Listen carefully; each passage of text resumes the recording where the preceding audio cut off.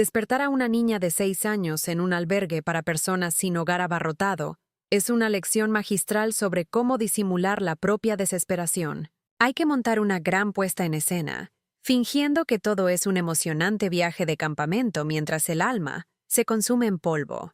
Esa mañana, mi hija buscaba un calcetín que hiciera juego en un contenedor de plástico, esforzándose por ser valiente por mí. Me miró con una sonrisa desgarradoramente dulce, completamente ajena a que su madre se sentía un fracaso absoluto.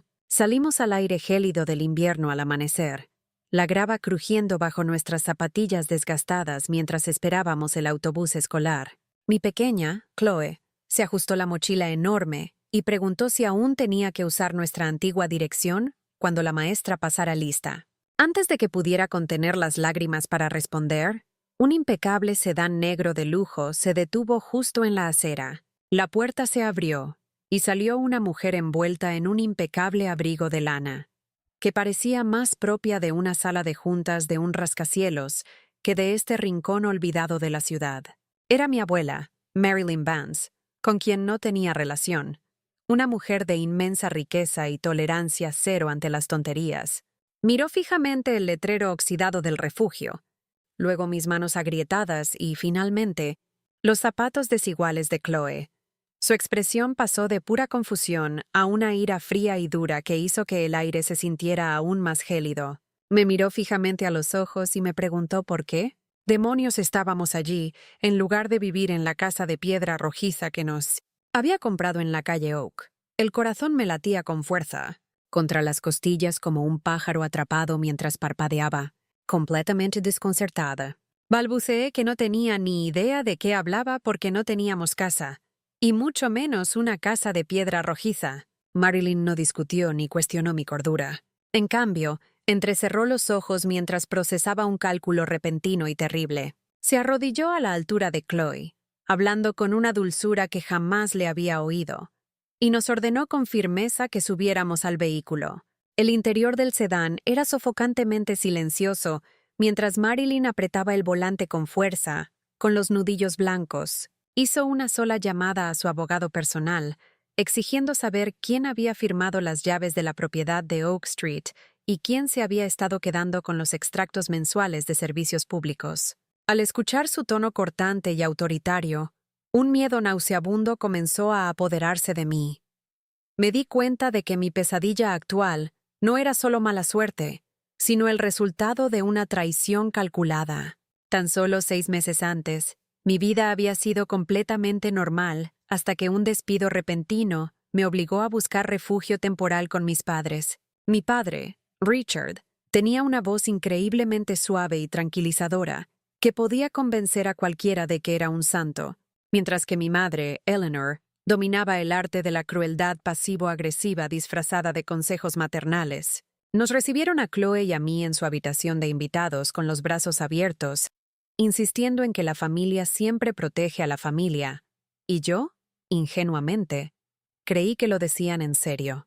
La hospitalidad se esfumó en cuestión de semanas, cuando Eleanor empezó a insinuar constantemente que mi presencia perturbaba su tranquila jubilación. Se quejaban de los juguetes de Chloe, criticaban mi agotamiento tras trabajar turnos dobles y trataban nuestra desgracia como una mancha vergonzosa en su impecable hogar. Finalmente, un martes por la noche lluvioso, Richard me sentó y anunció que nos daban exactamente 30 días para empacar nuestras cosas y encontrar un nuevo lugar donde vivir. Pasé cada descanso de mi nuevo trabajo en una tienda buscando frenéticamente anuncios de alquiler, pero mis escasos ahorros no alcanzaban para cubrir los depósitos exorbitantes. El estrés me estaba consumiendo, pero nada me preparó para la noche en que regresé a casa después de medianoche y encontré 2 cajas de cartón selladas con cinta adhesiva en el porche. Mis padres habían cerrado la puerta con llave, dejando toda mi vida a la intemperie, ignorando por completo el plazo que me habían prometido. Cuando golpeé la puerta, Eleanor la entreabrió apenas 1 centímetro, susurrando con brusquedad que iba a despertar a los vecinos con mi comportamiento dramático. Miré más allá de su hombro y vi a Chloe dormida en la dura alfombra de la entrada. Su pequeño abrigo estaba amontonado bajo su cabeza como una almohada improvisada. Richard gritó desde la cocina que lo hacían por amor duro, para obligarme a ser independiente. Me cerraron la puerta en la cara, dejándome sola para cargar a mi hija dormida y conducir sin rumbo en la oscuridad. Pasamos las siguientes noches durmiendo en el asiento trasero de mi coche pequeño, comiendo comida rápida barata hasta que mi cuenta bancaria quedó en cero.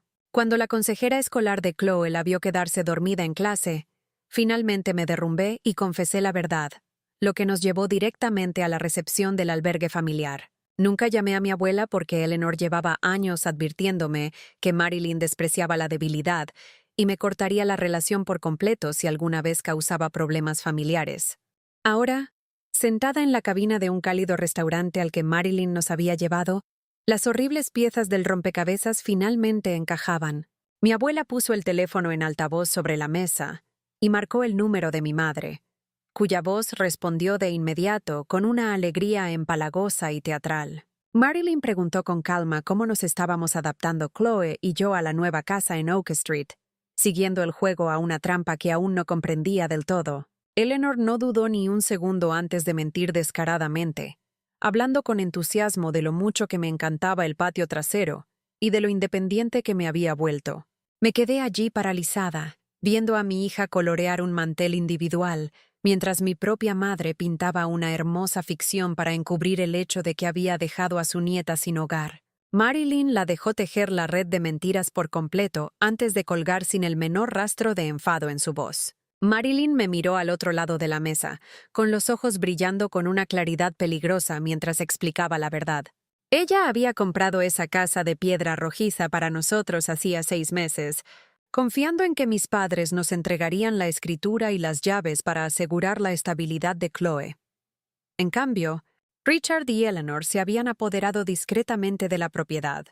La habían puesto en el mercado de alquiler de lujo y habían estado cobrando miles de dólares de alquiler cada mes, mientras nosotros sufríamos. La desfachatez de su avaricia me dejó sin aliento, con las manos temblando tan violentamente que apenas podía sostener mi taza de café. Marilyn se negó a dejarnos regresar al refugio ni siquiera una hora más, registrándonos en un hotel de lujo mientras su equipo legal desmantelaba discretamente la vida de mis padres entre bastidores. Me dijo que mis padres iban a celebrar una gran gala de aniversario en 3 días y que asistiríamos juntos a la celebración. La noche de la gala, me paré frente al espejo del lugar con un sencillo vestido azul marino que Marilyn me había comprado, con el corazón latiéndome con fuerza en la garganta. Entramos en el gran salón de baile, un lugar lleno de luz tenue, champán caro y familiares lejanos que no se habían preocupado por mí en meses. Al fondo de la sala, mi madre se afanaba alrededor de una enorme pantalla de proyección, preparándose para dar un discurso sobre el legado familiar. En el instante en que Eleanor me vio entrar por las puertas dobles, su ensayada sonrisa social se desvaneció por completo, dejando su rostro pálido como un fantasma. Richard se quedó paralizado a mitad de una risa, su copa de champán temblando al darse cuenta de que no estaba atrapado en un refugio, sino de pie frente a él. Antes de que pudieran inventar una excusa, Marilyn entró en la sala flanqueada por un hombre serio que llevaba un maletín de cuero y un portátil. Marilyn se dirigió directamente al podio, tocando el micrófono para captar la atención de todos los familiares presentes. Anunció que, antes de que comenzaran las festividades, quería mostrar una inversión familiar muy específica que Richard y Eleanor habían estado gestionando. La pantalla de proyección se iluminó, mostrando la escritura oficial de la casa de Oak Street, seguida inmediatamente por los anuncios de alquiler que mis padres habían publicado en línea. El salón quedó en un silencio sepulcral, cuando la siguiente diapositiva reveló los detalles bancarios, mostrando exactamente cómo se depositaban los ingresos del alquiler en las cuentas privadas de mis padres. Eleanor rompió a llorar desconsoladamente, gritando que tenían deudas cada vez mayores y que siempre habían tenido la intención de darme la casa. Marilyn no alzó la voz ni una sola vez. Simplemente los miró con absoluto disgusto y anunció que les arrebataría hasta el último centavo de su herencia. El hombre del maletín se adelantó para entregar a mis atónitos padres documentos legales oficiales que detallaban una investigación criminal por fraude y los protocolos de desalojo inmediato. Richard miró a su alrededor, dándose cuenta de que su reputación, cuidadosamente construida, Se había esfumado por completo delante de todos sus conocidos. Eleanor me rogó que interviniera y protegiera a la familia, pero simplemente la miré y le dije que debería haber pensado en la familia antes de convertir la situación de mi hija sin hogar en un negocio. Hoy, Chloe y yo por fin vivimos en nuestra hermosa casa en Oak Street, y las paredes de su habitación están cubiertas con sus propios y coloridos dibujos. La respetable fachada de mis padres se derrumbó por completo tras la investigación, obligándolos a vender sus bienes para devolvernos hasta el último centavo que nos robaron. Resulta que la familia no la define por lazos de sangre, sino por las acciones, y jamás me arrepentiré de que la verdad saliera a la luz.